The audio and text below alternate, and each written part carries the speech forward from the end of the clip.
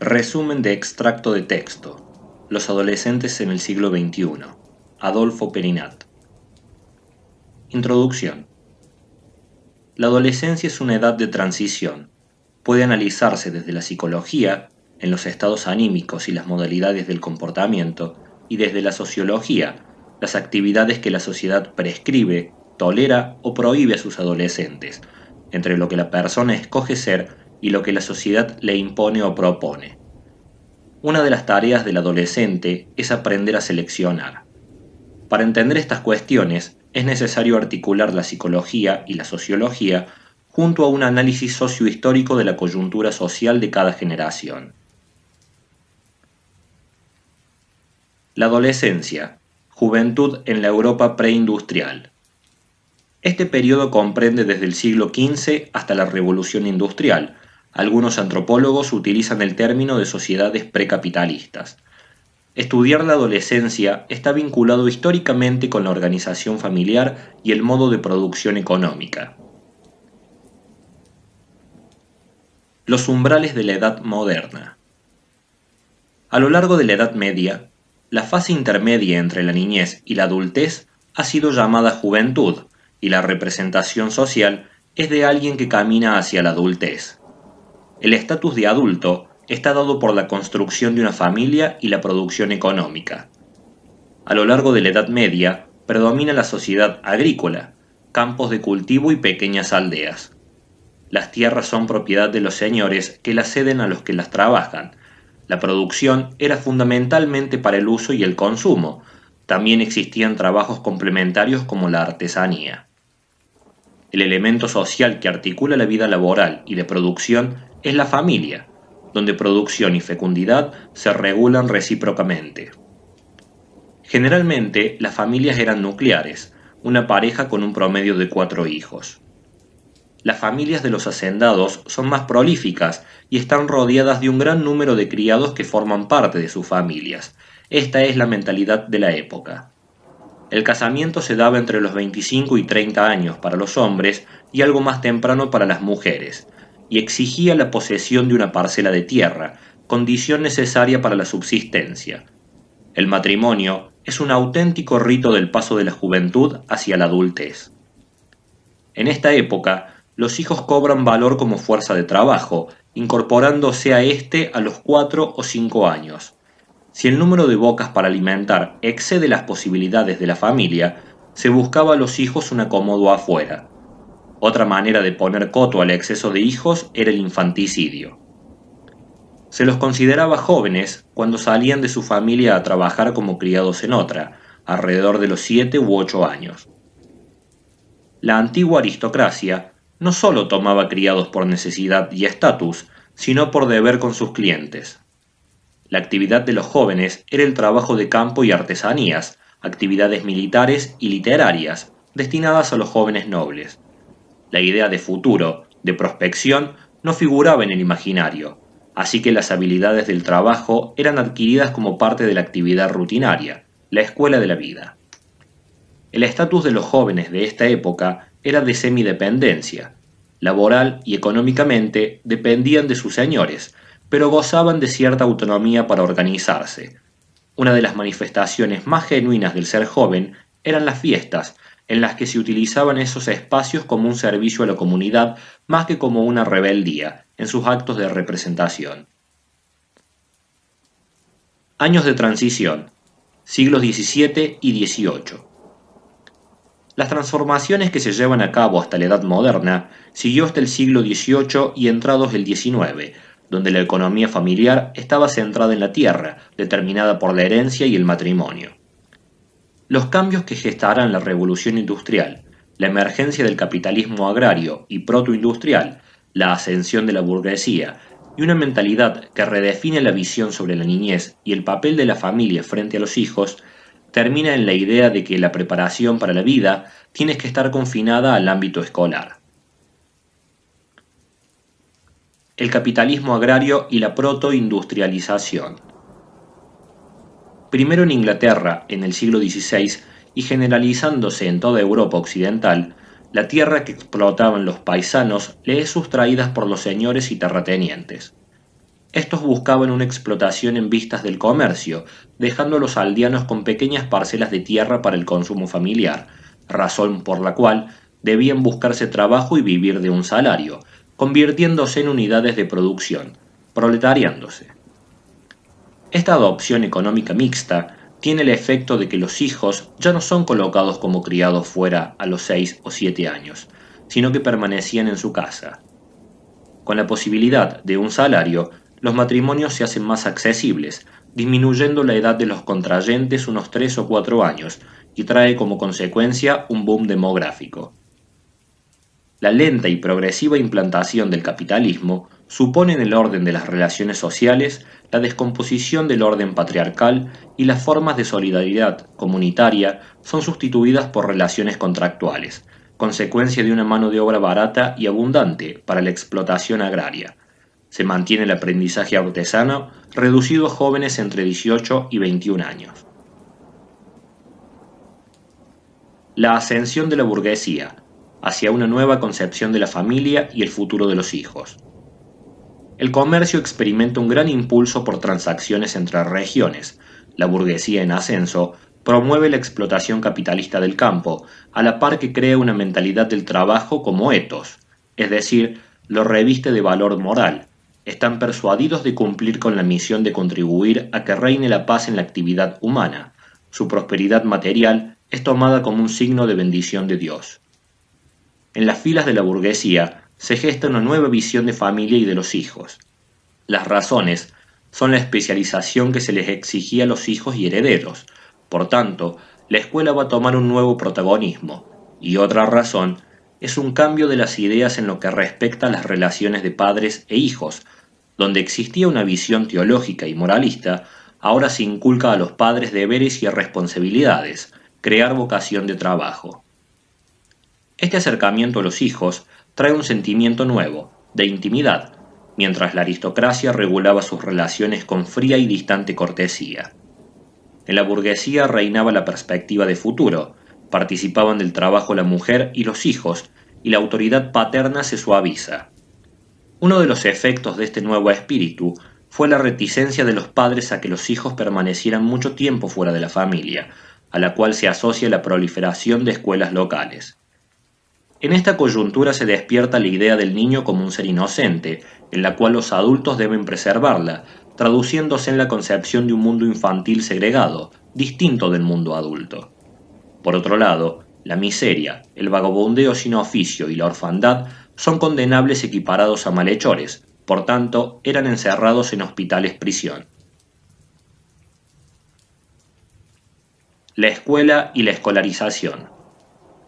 En la Edad Media, esta institución estaba asociada a la clericatura, ahora asume y reinterpreta una nueva visión de ser joven. Aunque al llegar a la Edad Moderna se sigue acogiendo solo a una porción minoritaria de la gran masa de jóvenes, en ella se va a fraguar la visión que tenemos del moderno adolescente. Desde el medioevo, las universidades clasifican dentro de una gran franja etaria el apelativo de jóvenes, niños y adultos estaban mezclados.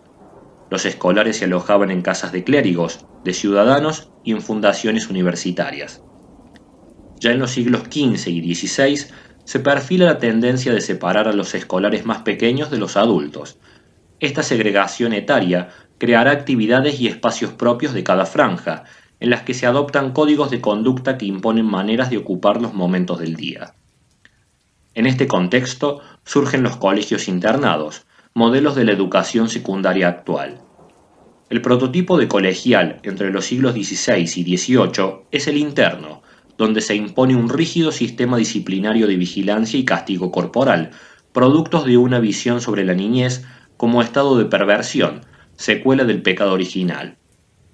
La nobleza fue ajena a la institución escolar, con ella persistía el ideal del guerrero medieval. Sus hijos pasaban fugazmente por el internado y se incorporaban al ejército en plena adolescencia. Los hijos jóvenes de estratos inferiores eran educados por la nueva aparición institucional parroquial, se les adoctrina en la religión y se les inculcan valores morales. La escuela parroquial era una réplica del colegio internado. Sobre estos procesos emerge la representación de la infancia y de la niñez como una fase específica de la vida, Se es niño hasta los 16 años. La escuela como exponente instruye en la religión y la educación para la vida social. Este modelo es propio de la burguesía, el cual exporta hacia arriba, la nobleza, que pierde influencia social con el ascenso de la burocracia, la industria y el comercio, y hacia abajo a las clases menesterosas que se incorporan a la escuela a comienzos del siglo XX. De la Revolución Francesa a la Revolución Industrial, finales del siglo XVIII a finales del siglo XIX. La Revolución Francesa es el umbral de los cambios socioeconómicos y mentales del periodo que le sigue. Así también la industrialización va a repercutir en la vida familiar y en los jóvenes adolescentes. Estos cambios no se viven de igual forma en los distintos estratos sociales. Las familias pudientes basan su estatus social ya no en la posesión de tierras, sino en actividades profesionalizadas de producción, gestión y administración, que se convierten en la única fuente de recursos. La herencia familiar se anticipa a la manera de inversión. A los hijos, y no tanto a las hijas, se les da una habilitación en forma de estudios y carreras. Esta transformación se hará extensible a los hijos de los proletariados ya bien entrado el siglo XX.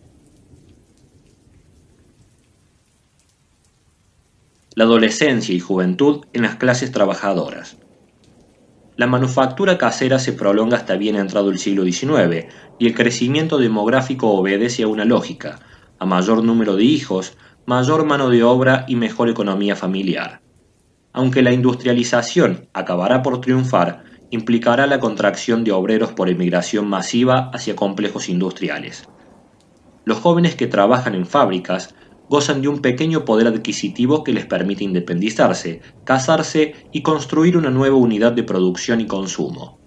Las costumbres antes reservadas a los adultos, como el juego y las tabernas, se extienden a los jóvenes. También el sexo se hace más libre, en parte porque las muchachas compiten por el matrimonio. Persisten las tradiciones de fiestas, pero su convocatoria comienza a canalizarse hacia objetivos políticos, producto de la incertidumbre. La industrialización reposa sobre el trabajo de mujeres y niños, primero en la familia como unidad de producción y luego en la fábrica, que funcionaba como un régimen de reclusión. En la mentalidad juvenil se destaca la búsqueda de independencia frente a la familia, los grupos de camaradería y la sexualidad. La adolescencia y juventud en los estratos sociales superiores. En el último tercio del siglo XIX es cuando se cristaliza en Europa la representación actual del adolescente.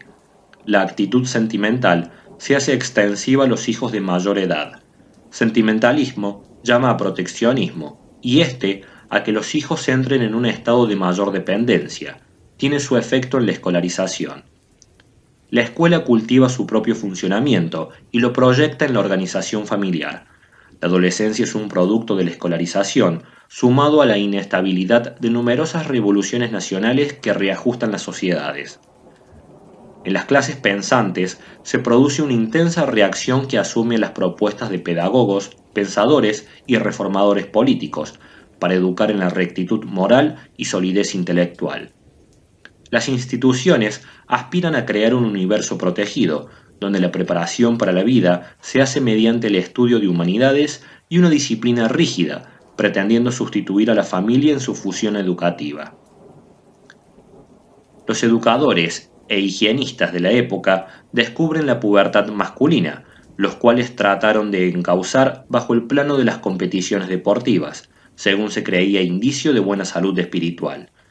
Estas perspectivas son atravesadas por el darwinismo social, ya que sus fundamentos educativos se basan en la biología y la psicología. La escolarización obligatoria y la democratización de la enseñanza universitaria creará la idea de que la única vía de acceso a la vida profesional pasa por la institución escolar. La vida disciplinada y reclusa, característica de la educación del siglo XIX, va a enemistar a los profesores y a los alumnos. En estas condiciones, la educación moral no podía tener demasiado éxito. No existía una preocupación educativa por el mundo de los sentimientos. Al contrario, se buscaba contrarrestar la permisividad y el sentimiento familiar, considerado nocivos para el ideal de hombre. Esto provocó trastornos de represión, hasta suicidios. En este sentido, la masturbación y la homosexualidad constituía una válvula de escape para muchachos que pasaban todo el año encerrados, excluidos del contacto femenino. Los colegios internados ahogan todo germen de individualismo e imponen un humillante trato uniformizado, moldeando la personalidad que ha de adaptarse al entorno social. El fomento de la persona autónoma era un objeto a combatir. El conformismo, el privarse de satisfacciones, la dependencia y elementos educacionales de este tipo se convirtieron en las pautas reconocidas por la ciencia como conductas humanas esenciales y positivas. El siglo XX, el cenit de la adolescencia. En 1904, Stanley Hall se hace heraldo del descubrimiento de la adolescencia. Darwiniano y recapitulacionista, sostuvo que la evolución apuntaba hacia una raza humana superior y que en los jóvenes estaba la clave de este gran destino, ya que, según él, la adolescencia era un auténtico renacer, momento en que salían a la luz los rasgos superiores humanos, la plasticidad. En este sentido, los chicos eran preparados para ser socialmente útiles y las chicas para la maternidad. Para ello, se pone énfasis en la educación y cultivo del cuerpo, el patriotismo, la disciplina militar y la educación en la industriosidad. Las instituciones que sustentaban la acción educativa, como la salvación, la conservación y la cristiandad, fueron suplantadas por la biología, la medicina y las ciencias en general. La idea de que el porvenir se jugaba en la niñez y en la juventud había calado en la sociedad, provocando movimientos pro escolarización. La noción de trabajo adecuado para la edad, antes industrial, se extrapoló a las ocupaciones escolares, siendo reconocidas como el único trabajo adecuado para esta edad. De aquí el reconocimiento tácito del rol del estudiante como modelo distintivo de una franja etaria con valor simbólico, y se extiende, primero descendientemente en hacer accesible a todos los beneficios de la instrucción y la educación, y ascendentemente proponiendo un prototipo de adolescente creado por las clases acomodadas. La extensión de la escolaridad tenía que ir acompañada de una elevación económica de las clases trabajadoras, hecha realidad después de la Segunda Guerra Mundial, trazando una línea entre el umbral de pobreza o de subsistencia. El ingreso temprano al mundo del trabajo, el callejeo y el descontrol de niños y adolescentes era la antítesis del modelo adolescente burgués. La sociedad proclama que la instrucción es una preparación para la vida, a la vez que calla que se trata de un eficaz medio de control, que estriba en el pretexto de protección por la inestabilidad y la vulnerabilidad. Surgió también un movimiento intelectual en pro de las clases necesitadas, y en este sentido la legislación social fue uno de sus frutos. La medicina clínica, que llega a su madurez, produce una apropiación social de conceptos como enfermedad, contagio, inmunización, curación, tratamiento. Por consiguiente, la acción solo podía ser remediadora, donde los destinatarios serían los niños y los adolescentes, objeto de preocupación preventiva en una batalla contra la decadencia. Así aparece la idea de que había que crear espacios y actividades educativas complementarias a la escuela, siendo el origen de movimientos extracurriculares como los Boy Scouts, espacios de adoctrinamiento patriótico y militar. Con las agrupaciones juveniles tuteladas, culmina el proceso histórico que crea la adolescencia, un grupo de edad protegido y dependiente, dedicado exclusivamente a prepararse para la vida e incitado a posponer indefinidamente responsabilidades y compromisos. Fin del resumen de extracto de texto Los adolescentes en el siglo XXI, de Adolfo Perinat. En la descripción dejo el link para descargar el resumen. Adiós.